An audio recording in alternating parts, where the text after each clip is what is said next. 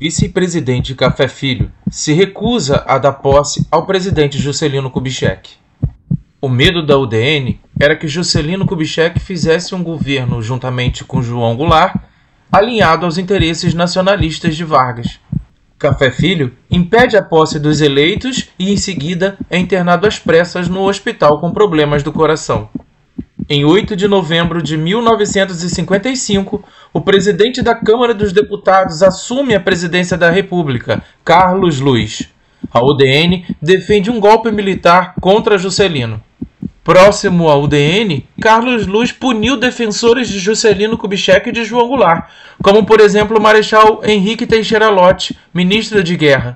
A partir de então, Henrique Lott iniciou uma campanha contra o presidente em exercício, que terminou com a sua deposição com apenas 3 dias de governo. Com a morte de Vargas, a internação de Café Filho e a deposição de Carlos Luiz, o próximo na linha de sucessão seria o vice-presidente do Senado, Nereu Ramos, que assumiu a presidência da República e reconduziu Lott ao cargo de ministro de Guerra. Em meio a todo esse alvoroço, subitamente Café Filho tentou reassumir o cargo de presidente da República, mas foi impedido pelo general Henrique Lott. Lott o acusou de conspirar contra a posse de Juscelino Kubitschek e de João Goulart. Os demais que tentaram contra Juscelino e Jango fugiram para Santos. Assim, o Congresso Nacional deu posse a Nereu Ramos, que transmitiu, sobre estado de sítio, o governo ao presidente constitucionalmente eleito, Juscelino Kubitschek, o presidente Bossa Nova.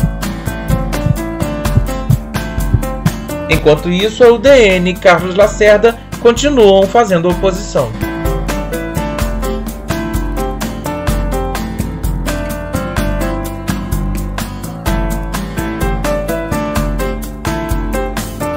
O governo de Juscelino Kubitschek conseguiu conciliar dois interesses aparentemente impossíveis de serem conciliados, que é o entreguismo e o nacionalismo. O entreguismo da UDN, de Carlos Lacerda, e o nacionalismo dos grupos ligados a Getúlio Vargas. Ele cria um modelo híbrido chamado de nacional-desenvolvimentismo, no qual ele atrai as empresas estrangeiras a partir de isenção fiscal, mas esse capital que entra é um capital que entra direcionado para determinadas áreas de interesse do governo. O slogan do seu governo era 50 anos em 5, ou seja, 50 anos de desenvolvimento do país em apenas um mandato de 5 anos.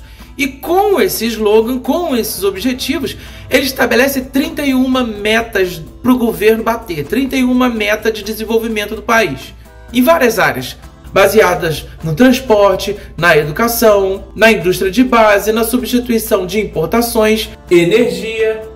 É nesse momento em nosso país que vemos a instalação de primeiras fábricas de automóveis. Nós temos a inauguração da Mercedes, da Willys, temos também a inauguração da Volkswagen. Nós vemos na imagem ainda Getúlio na produção do primeiro Fusca em 1953. Nesse próximo slide, a gente percebe a inauguração oficial da fábrica da Volkswagen em 1959, inclusive com o presidente Juscelino Kubitschek. Naquela época, o PIB crescia cerca de 8% ao ano. As taxas de inflação beiravam 2,5%. A dívida externa também crescia e a concentração de riquezas no sul, sudeste, em detrimento das outras regiões.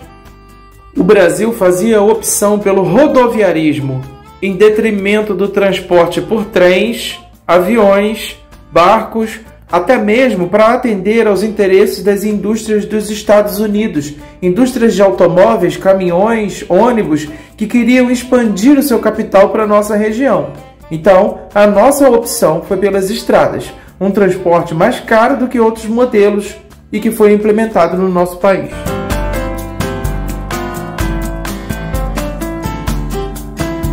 Há muito tempo já se falava na construção de uma nova capital federal, de uma nova capital para o Brasil. E, no caso da construção de Brasília, inclusive existe uma curiosidade, porque Brasília ela está em um local, para quem acredita, místico, né, das energias, dos cristais e tudo mais. Inclusive vem uma comissão belga, né, para poder estabelecer o local exato onde a construção da cidade se daria.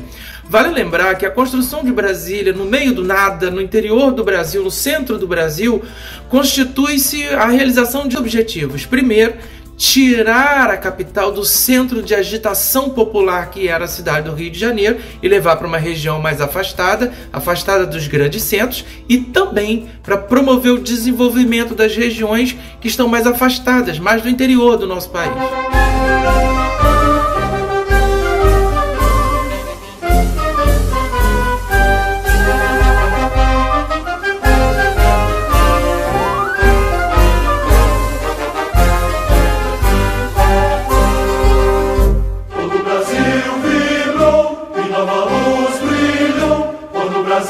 Fez maior a sua glória, com esperança e fé, é o gigante em pé, vendo raiar outra alvorada em sua história.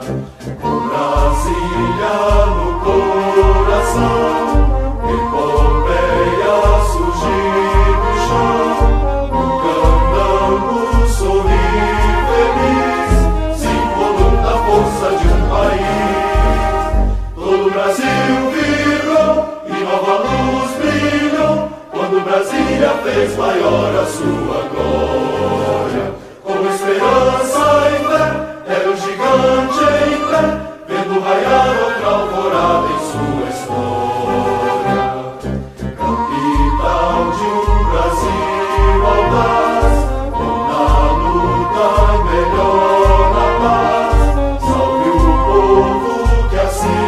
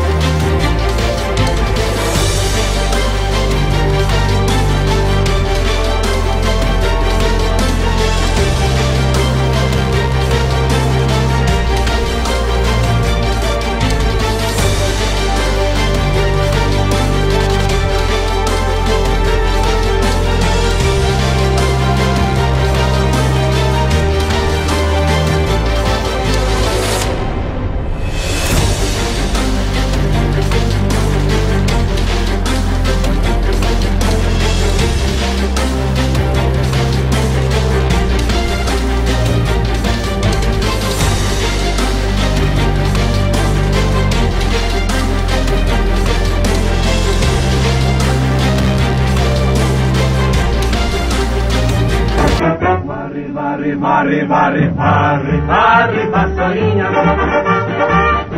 varre a bandalheira. O povo já está cansado de sofrer dessa maneira. Jânio Quadros é esperança desse povo abandonado. Jânio Quadros é certeza de um Brasil moralizado. Alerta, meu irmão, vassoura conterrâneo, vamos vencer com Jânio. Sim, uma vassoura. O símbolo da campanha de Jânio Quadros, eleito presidente da República. Jânio Quadros é essa figura estranha, como mostra a imagem, mas ele era o aliado que a UDN visualizou que poderia vencer as eleições. Por isso, a UDN deu apoio a ele. Na parte de cima do slide, os demais candidatos, os derrotados, inclusive o general Henrique Teixeira Lott, que havia apoiado Juscelino Kubitschek. Novamente, João Goulart é eleito vice-presidente da República do Brasil em chapa separada, como era daquela época. Dessa vez ele teve 4.547.010 votos. Esse tipo de eleição, em que os candidatos são eleitos em chapas distintas, pode provocar a eleição de um presidente de um tipo de governo e de uma oposição que defende uma outra mentalidade. Então você pode ter rivais dividindo a presidência da República. Imagina se algo acontece com o presidente, quem assume o governo? Eleito com os ideais entreguistas da UDN e dos seus aliados militares, o governo de Jânio Quadros encara uma difícil situação fiscal, levando a corte de gastos seguindo orientações do Fundo Monetário Internacional. A inflação era de 25% ao ano e o governo foi obrigado a congelar salários para tentar reduzir os custos da máquina pública. Restringiu a remessa de lucros ao exterior por empresas aqui instaladas, o que revolta a UDN. Seu governo teve caráter moralista, proibindo, por exemplo, biquínis e briga de galo.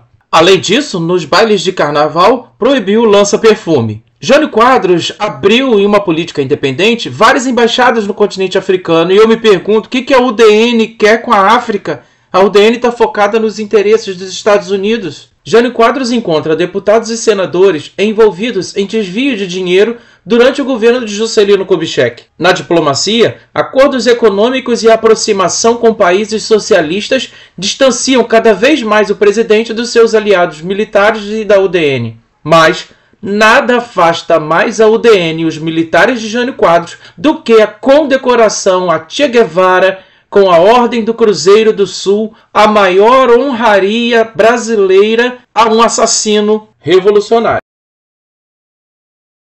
Não posso deixar passar em branco uma observação. Muitas pessoas cultuam Che Guevara como sendo Che Guevara um herói nacional, um herói, enfim, para Deus sabe lá quem. Eu quero ressaltar que ele pode ser herói para alguns, mas para mim não é. Em primeiro lugar, porque e mais significativo, porque ele é responsável pelo assassinato direto de milhares de pessoas.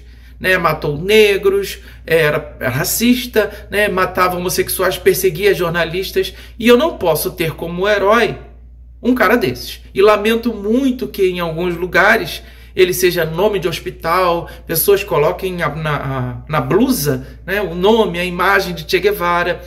Não sou de direita, não sou de esquerda, não defendo assassinos nem de direita, nem de esquerda. Inclusive o próprio Che Guevara dizia, matei sim, matava em nome da revolução, mas matar é sempre ruim, não compactuo com essas ideias. Fusilamientos, sí, hemos fusilado. Fusilamos y seguiremos fusilando mientras sea necesario. Nuestra lucha es una lucha a muerte.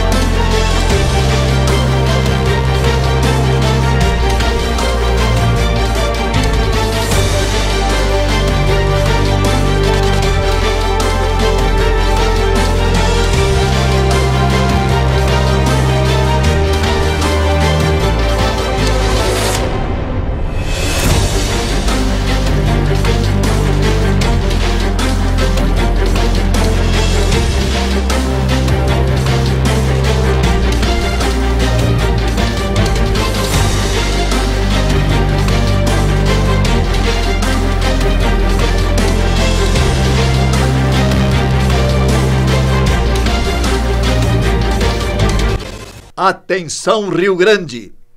Vai falar o governador Leonel Brizola, na rede da legalidade. Não nos submeteremos a nenhum golpe, a nenhuma decisão arbitrária.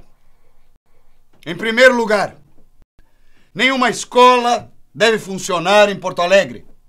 Fechem todas as escolas.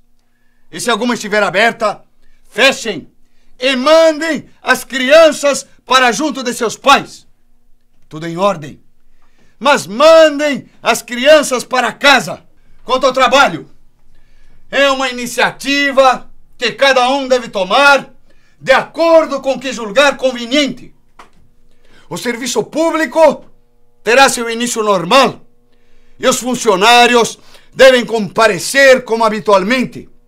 Muito embora o Estado tolerará qualquer falta que se verificar no dia de hoje.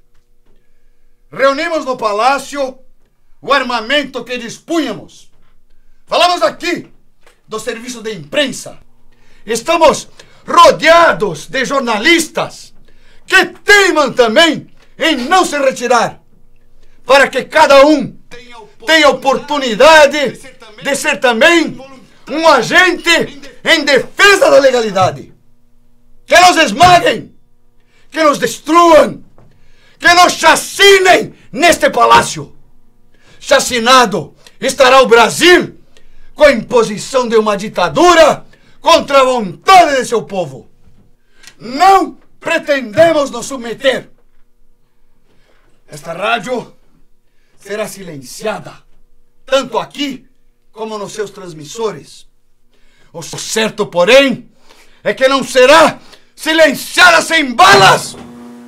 Tanto aqui como nos seus transmissores, estamos guardados por fortes contingentes da Brigada Militar. Com a população em frente ao palácio, em prontidão, pois todos sabiam das ordens das Forças Armadas para atacar Brizola, ocorreu um dos momentos decisivos da nossa história. Os oficiais do exército caminhavam ao encontro do povo.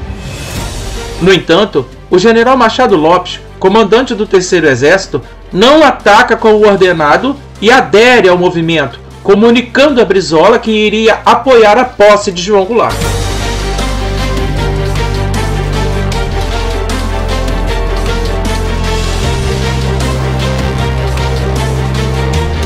Você pode estar se perguntando, o que levou Jânio Quadros a renunciar à presidência da República?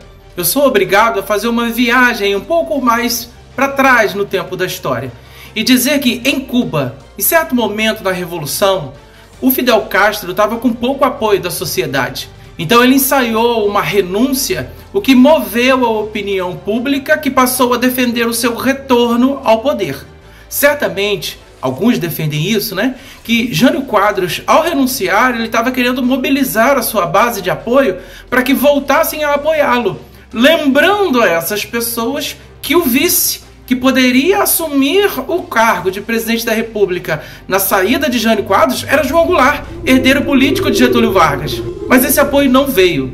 Jânio Quadros ficou sem apoio e o espetáculo da renúncia de nada resultou para ele. Mas se por um lado, o João Goulart, apoiado por Brizola lá no Rio Grande do Sul, teve uma facilidade com o general Machado na condução dele ao poder, quando ele se depara em Brasília com o parlamento, ele não encontrou a mesma facilidade. Lá, ele foi obrigado a fazer acordos políticos para permanecer na presidência e o Brasil deixou de ser um regime presidencialista e passou a ser um regime parlamentarista, em que o poder do presidente da República estaria dividido também na figura de um primeiro-ministro, com a figura de um primeiro-ministro. O primeiro-ministro escolhido por João Goulart para governar junto com ele é Tancredo Neves. Tancredo Neves havia sido ministro da Justiça de Getúlio Vargas. Então a UDN visualiza o quê? As forças políticas de Getúlio Vargas novamente chegando ao poder. Construiu sua base política, inclusive com um grande apoio partidário, porque ele conciliou diferentes partidos no seu governo. Tancredo Neves coloca desde a UDN até o PTB como integrantes nos ministérios. Queria chamar a atenção de vocês também para Leonel de Moura Brizola. Brizola, neste momento, era governador do Rio Grande do Sul, mas na década de 1980, Leonel Brizola se torna governador do estado do Rio de Janeiro e é ele o responsável por um projeto inovador no campo da educação, que foi a construção dos CIEPs, dos Brizolões. Os Brizolões, na época, seriam escolas de tempo integral, com piscinas, cursos técnicos profissionalizantes, mas os sucessivos governos estaduais que se sucederam acabaram por minar o projeto. Se no campo da política as coisas iam relativamente bem, embora o presidente tivesse os seus poderes esvaziados, No que se refere à economia, o governo lança o chamado Plano Trienal. São planos de metas de produção a serem batidas, metas de desenvolvimento. Contudo, isso foi considerado um fracasso. O plano não foi bem sucedido e o Brasil passa por mais uma grande crise econômica.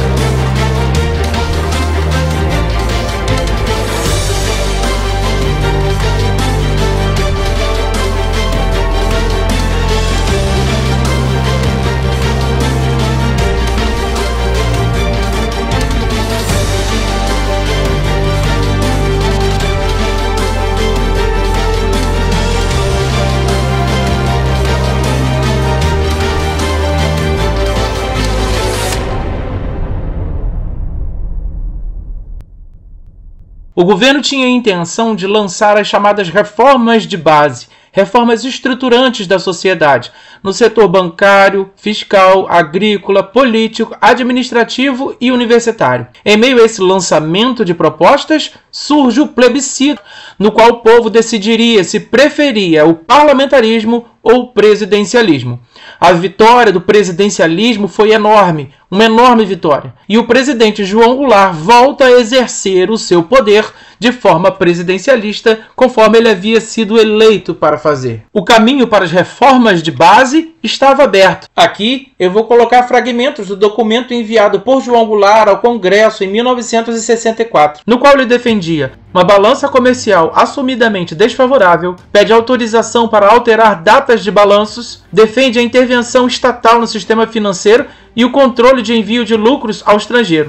Relata ações do governo em prol de estados mais pobres e vários setores nacionais. Sobre a reforma agrária, o governo defende a desapropriação das terras improdutivas, mas o não pagamento de indenização em dinheiro aos proprietários, e sim em títulos da dívida pública. O governo escolheria as terras para a reforma agrária segundo seus critérios. Os valores a serem pagos em nível de indenização seriam feitos com base nos últimos 5 anos de impostos pagos, e não de acordo com o que o proprietário dizia que o imóvel valia, até porque ele poderia superfaturar sua propriedade. A obrigatoriedade de plantar alimentos em percentual nas fazendas determinadas pelo governo para garantir a alimentação aos mais pobres. Arrendamentos fixados em 10% do valor da colheita, ou seja, confisco de 10% da colheita de determinados proprietários para garantir a alimentação do povo. Defende o direito ao voto a militares de baixa patente, o que foi visto pela elite dos militares como uma afronta. Também defende o direito de voto aos analfabetos. Legaliza o Partido Comunista Brasileiro, quer estatizar empresas. Defende a liberdade do docente e o processo seletivo, tanto dos professores quanto dos demais servidores. Autonomia das universidades, liberdade aos professores na produção, na elaboração e na execução dos seus currículos. O povo apoia João Goulart, começa uma série de protestos, manifestações e ocupações em favor do governo. João Goulart contava com o apoio dos mais pobres, contava com o apoio da União Nacional dos Estudantes, das Ligas Camponesas, do Partido Comunista Brasileiro. Com o passar do tempo, os ânimos só se acirravam. No dia 13 de março de 1964, em um discurso na Central do Brasil, os ânimos estavam à flor da pele. Aqui defendeu-se inclusive a extensão dos direitos trabalhistas. Os militares da UDN e os entreguistas tinham medo de que João Goulart desse um golpe de Estado, golpe comunista no Brasil. A democracia, trabalhadores brasileiros, a democracia, meu Patrício, que eles desejam impingir-nos, é a democracia do antipovo, a democracia da antirreforma, a democracia do antissindicato, ou seja, aquela que melhor atenda os seus interesses ou dos grupos que eles representam. A democracia que eles pretendem é a democracia dos privilégios, é a democracia da intolerância, é a democracia do ódio.